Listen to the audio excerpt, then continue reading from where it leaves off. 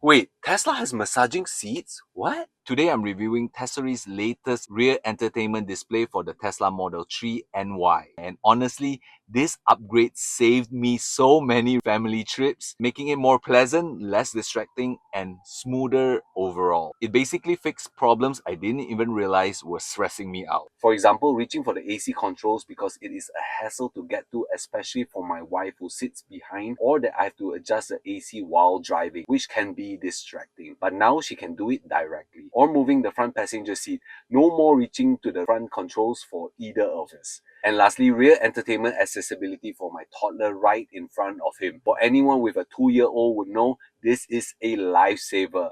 And all while getting your back massage. Who knew Tesla had this hidden feature? And the best part is, it's so easy to fix. It only takes 20 minutes and anyone can do it. So I'll walk you through what you'll get and what you'll need to do.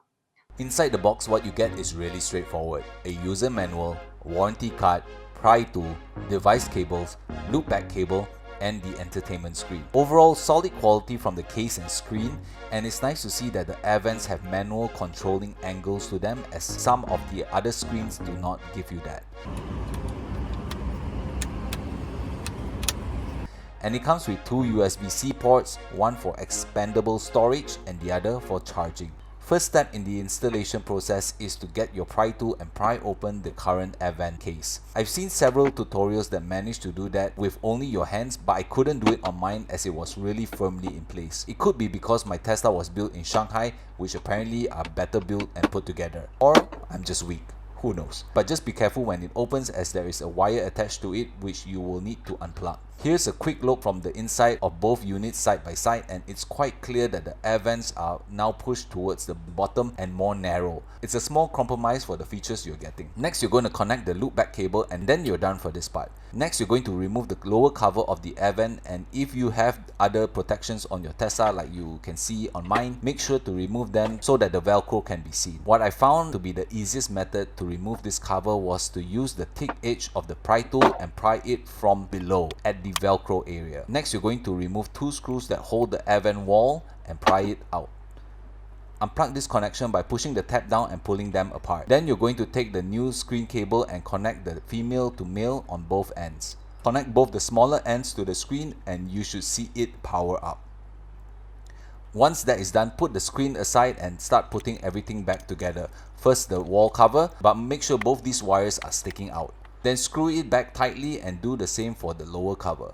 This may take more time because the space is very limited, but with some effort you will be able to fit them all. Finally, some cable management behind the screen so that the excess wires don't block the airflow, and then you're going to snap the screen in place. And now the satisfying plastic peel moment.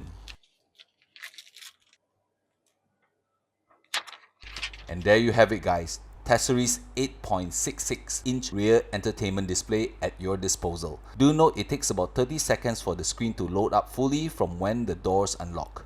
Okay, so I'm going to bring you through to all the features that are on the screen right now. Starting from the top left, you have the home button, which brings you to the last settings done from any of these toggles below. Next up, you have the recent apps button, where you can see and scroll to your recent apps, and of course, if you want, like any Android device, you can just swipe them away. Next up, you have the toggle to remove the top navigation bar, and you just have to swipe down again for them to reappear. You have your time, Bluetooth setting, I believe it's GPS indicator, and your back button. And then if you swipe the screen down, you have your Wi-Fi settings, Bluetooth settings, car settings, sound settings, system optimization setting, and close screen, which basically switches off your screen and you just have to tap it again for them to reappear.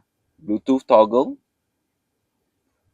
Wi-Fi settings, car settings. In the car settings, you have your Wi-Fi network, which you can connect to any Wi-Fi, followed by your Bluetooth settings for you to connect to any Bluetooth headphones for you to pair the music that's coming out from this device. Audio volume of the actual unit itself, because it has two speakers on its own. Never ever needing to carry car keys ever again. As long as you have your phone with you. Display, where you can control the brightness, and your screensaver timing, where how long do you want the screen to appear before the screensaver comes on. Color lights, none of these actually work because this screen is not connected to any light. Sleep mode, which so far when I tested doesn't really do much, although it says it will only switch off after the indicated amount of days, but so far it doesn't seem to be doing that. Car settings, which controls your back car display, and all of these actually don't really work because the device is not connected to any cameras or videos. Navigation settings, factory setup. Inside more settings, you have system settings, which you can restart or clear all data. Language input, date and time, floating menu, like your iPhone, which pretty much opens up a quick toggle, but I like this off, and your speech assistant, and about car that shows you the specifications of this device. From the top of the menu, you can also control the brightness here. On the menus below, we have first the AC controls, which on the left toggles your fan speed and on the right your temperature. However, none of these controls actually reflect the front of the screen. I can put it on 7, but the fan speed in front will only show the default setting. And down here, I believe we have the biohazard mode, keep settings, dock mode setting, cam settings. Next up, we have the seat heaters, which can control all the seats. And if you want to close them, you just close them all like that.